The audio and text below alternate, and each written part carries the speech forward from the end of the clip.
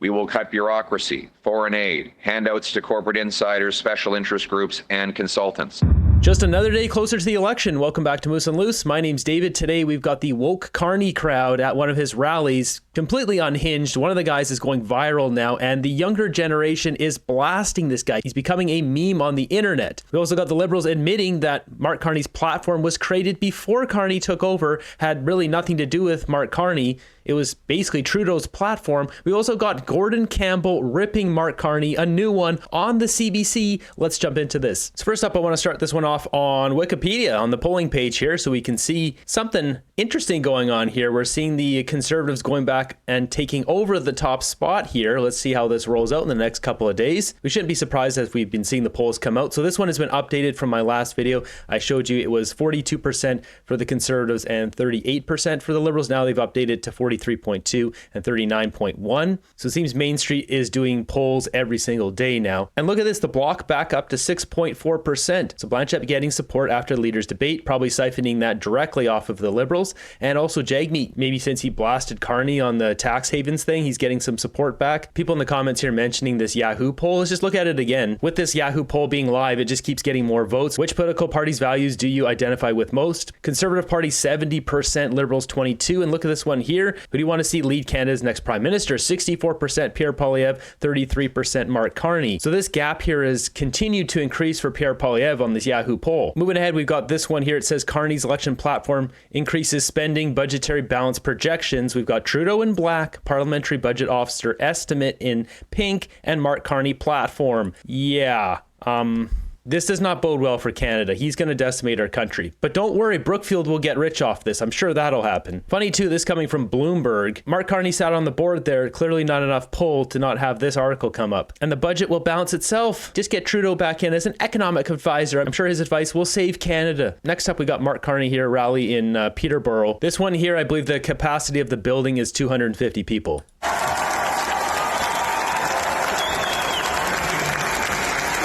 So a far cry from 5,000 like Pierre's been pulling. And here's another shot.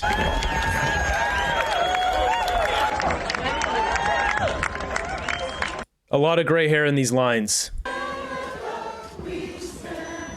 The one thing I just want these people to do is just get off of CBC and just look around at other news sources. That's what we need right now. So we got Right Blend here at this Mark Carney rally. There's a lot of conflict here.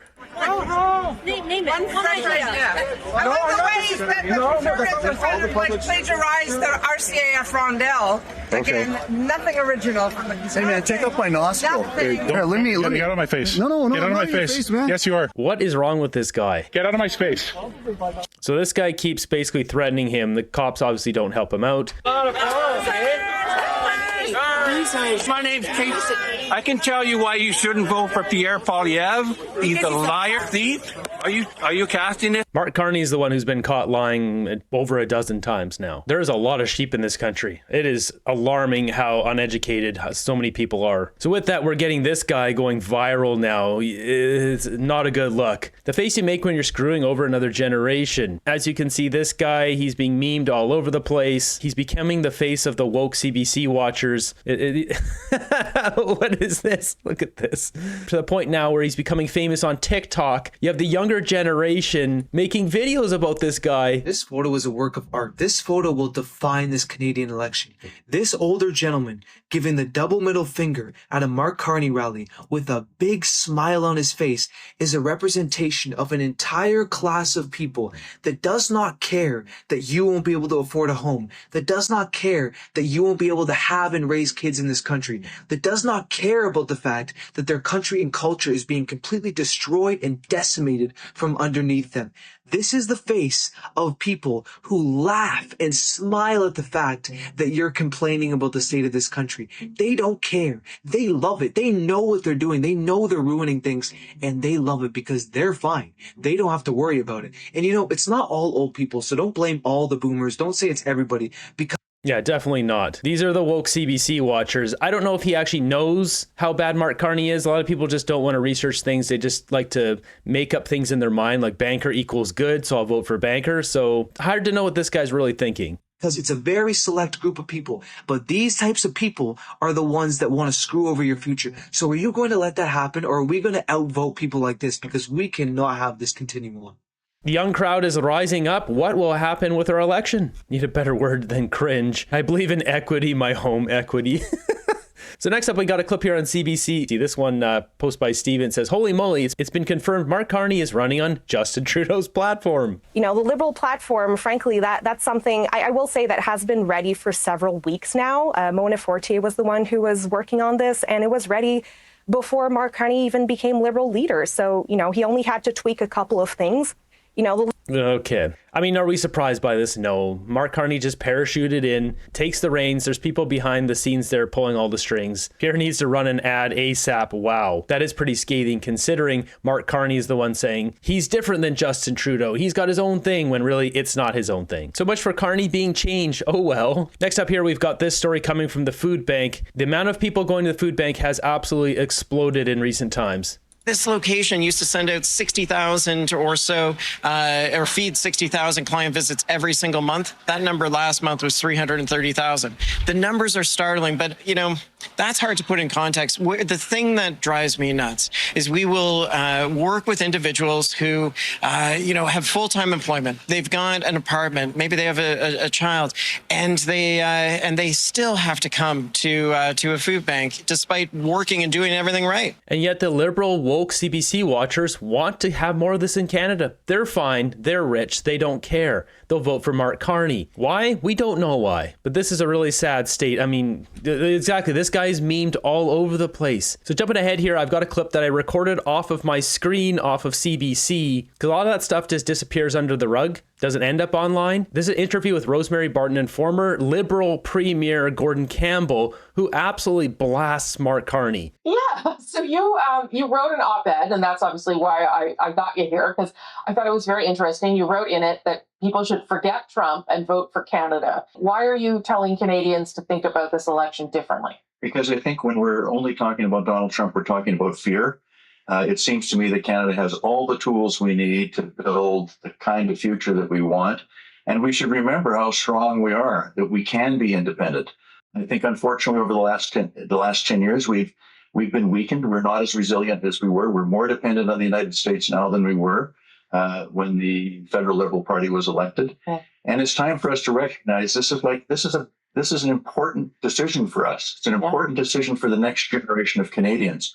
And one of the things that I'm concerned about is it feels to me like the next generation has been left behind. They're forgotten. My grandkids have been forgotten. We're watching as deficits are building up. So I think it's important for us to remember Canada. We have all the resources we need, but we have to liberate them. We have to put them to use. We can't play the uncertainty game. People have to know that Canada's here to get things done, and we can do them. Canadians should remember how strong Canada is as a country. We don't have to be, moved around by Donald Trump's whims. We have to, commit to ourselves and where we can go as a country. One of the things that you also bring up is pipelines, which obviously has been part of the election campaign, promises on all sides to develop them. You write that building pipelines is pragmatic, not to build them is wrong. Both Pierre Poilievre and Mark Carney have said they're ready to build more pipelines. But I understand people may have different views about who's going to actually get it done. But do you think that pipelines should be a central focus of the ballot box question, at least maybe for Western Canada? Or give me your views on why you think that's such an important issue. I think it's a really good question because I think it's for all of Canada, not just for Western Canada. Right. It's like going into an international hockey game and saying, we're going to leave Connor McDavid and Mitch Marner and Nate McKinnon on the sidelines because we don't really need all of our tools. We need to use the best of what we've got. We have exceptional energy resources. The Liberals stopped the Northern Gateway pipeline. That was wrong. And it was done after a process. So the uncertainty that has been created, and Mr. Carney continues this uncertainty. He says one thing in British Columbia, another thing in Quebec. We're told there's a national emergency. Then we're told, well, maybe not so much when it comes to pipelines. We need to have those pipelines to build the economic future for this country. We need them to build the kind of opportunities and a foundation for hope for young people, not just pipelines, all of our natural resources, our mineral resources, our energy resources, our agricultural resources. Yeah. You of course, know, though, that the Liberal government was the government that bought a pipeline. I didn't think Rosemary would let that one slip by without pointing that out. But as we see here, look how many projects were canceled by the Liberals. All these ones here in northwestern British Columbia. You got ones in Alberta, Energy East, Northern Gateway, Quebec, New Brunswick. I mean, look at these numbers: 10 billion, 25, 28, 11, 11, 18, 20, 2, 2, 2, 3 billion, 16 billion, 4 billion, $15 billion, $8 billion. This would have brought so many jobs to Canada. Rosemary, though, arguing the one pipeline that got finished way over budget. Yeah, I know they were the government that bought a pipeline, and I know they're also a government that stopped a pipeline after it had gone through all the process and was ready for approval. Right. So when we're told that, we're worried about our economy, I can tell you one of the things that undermines every economy is the uncertainty. Yeah, for sure. You can't say one thing in one part of the country and another thing in another part of the country. You have to be clear. If this is a national emergency, we are going to build pipelines. They're going to reach the Asian markets. They're going to reach the European markets. It makes no sense for us to bring, outside energy into Canada when we are so rich in energy resources as we are. So I think that's a really important issue for all of us. Yeah. And I think it's important for all Canadians. Canadians can't even get, Ontario, Quebec can't get their energy right now without it going through the United States. Yeah. That makes no sense to me. You don't, in your op-ed, Mr. Campbell, endorse Pierre Poilievre. You don't mention him at all, actually. But I would imagine that is your choice, is it? Why did you not mention him in your op-ed, or are you still thinking about where your support should go? No, I'm not thinking about where my support should go. I think we should hold governments to account. Yeah. The Liberal decade was a dismal decade for Canada. Their immigration policies hurt every one of our cities. They made our housing problem worse. They made our healthcare problem worse. They made our educational problems worse. We have to hold governments to account. One person does not a government make. I wouldn't count on the federal government delivering and executing a program anytime as long as it's the same groups that's been there the last 10 years. They've been incompetent, and they've led us down the wrong road. Gordon Campbell's going off on here. I think Rosemary was hoping that he wouldn't say he was endorsing Pierre Poilievre. Yeah, that's not the case. I'm not saying they weren't well-intended. Yeah. They just didn't do the job. They have to do the job, not just for me and my generation. We've been taken care of pretty well. But I'll tell you, my grandkids deserve to have a government that's thinking about them, not thinking about debt, not thinking about expediently taking care of this group or that group. How are we building the future for Canada? That's what I'm voting for, and I think that Mr. Poilievre has the platform that will get us there. Former BC Premier Gordon Campbell, nice to see you again, sir. Next up, we got a panel on CTV. This guy on the left here slams Mark Carney. Paula, I'll start with you. The Liberals have made a big part of this campaign distinguishing Mark Carney from Justin Trudeau. Does this platform release from them help or hurt that cause? I don't think it helps them. So I guess it hurts them. It's an awfully liberal platform. It looks like they did a search and replace, took out every reference to a Justin Trudeau government, put in a Mark Carney government. And the changes that they do make, this odd two different accounting systems to deal with things that they call spending and things that they call investment, where spending is just a passing fancy, something that you to pay the groceries, and then investment is to build up capacity, infrastructure.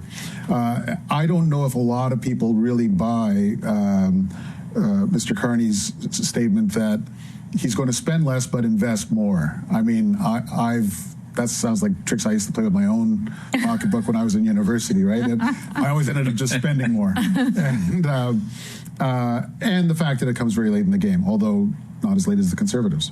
So Pierre hasn't released his costed platform yet, but he said back in the debates he'd be releasing it right around now, so probably the next day or two here. And just like magic, spending is now called investing. That's right. Liberal slogan, spend less, invest more, is saying like fart more, crap less. Next up, we got Pierre Poilievre here announcing his plan here to save Canadian families $1,000 in federal taxes, eliminating $10 billion in Liberal overspending. For a decade now, they've been flushing our money to worthless consultants. Pierre is going to cut all of that crap. That's why, as Prime Minister, I will axe the inflation tax. We will do this by cutting waste, capping spending, reducing deficits, taxes, and inflation. We will cut bureaucracy, foreign aid, handouts to corporate insiders, special interest groups, and consultants. To be very specific about it, I'm going to address the inflated cost of consultants, which have gone up over 100% during the lost Liberal decade, costing the average family today well over $1,000 in federal taxes just to pay for consultants. Can you imagine that? You're spending over $1,000 in federal taxes just to pay for consultants. This is insane. And that's why I'm announcing today I will cut the federal government's budget for consultants by $10 billion, bringing it back to the level it was under Stephen Harper. $10 billion less for high-priced consultants means $10 billion less inflation, means $10 billion more affordable life for Canadians. Furthermore, instead of creating more cash, we will create more of what cash buys. We will unleash our economy by removing anti-development laws, red tape, and destructive taxes to add $500 billion of extra economic growth over the next 5 years. That will produce $70 billion in additional revenue for the government without higher taxes, but instead using higher growth. These confirmed calculations are based on the economic validation of the former Chief Economic Analyst of Statistics Canada, Philip Cross, former Associate Deputy Minister at Finance Canada, Dr. Tim Sargent.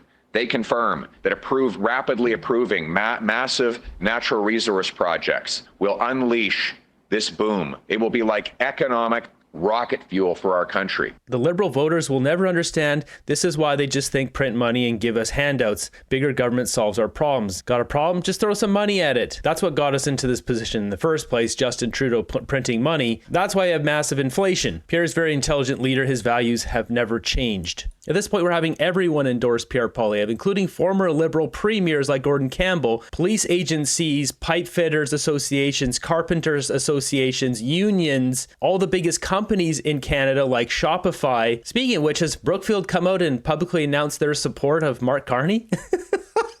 Aside from Brookfield, who else is Mark Carney getting endorsing him? Mike Myers, Canadian-born comedian that's been living in America for 2 decades. Neil Young, another Canadian-born musician who's been living in America for the last 2 decades. Mark Carney's not getting anyone with any substance, value, or credibility endorsing him. What in the world is it going to take to wake up these woke CBC watchers that are voting for Mark Carney?